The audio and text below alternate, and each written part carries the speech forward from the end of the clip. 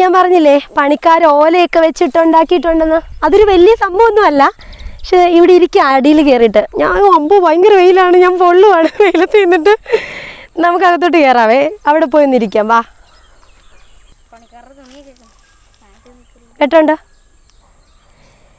ഇത് കണ്ടോ, ഇവർ കമ്പൊക്കെ വെച്ചിട്ട് മണ്ടയ്ക്കോട്ട് ഇങ്ങനെ ഓല മേഞ്ഞ, പണ്ടത്തെ ഓല വീടില്ലേ, മേഞ്ഞ വീട്, അതുപോലെ ഇങ്ങനെ കെട്ടി വെച്ചിട്ടുണ്ട്. എന്നിട്ട് ഇവിടെ നിങ്ങൾ കണ്ടോ പേരമരത്തിൻ്റെ കമ്പൊക്കെ ഉണ്ട്. പിന്നെ ഇത് കണ്ട് അവരുടെ തുണിയൊക്കെ ഇവിടെ ഇട്ടിട്ടുണ്ട്.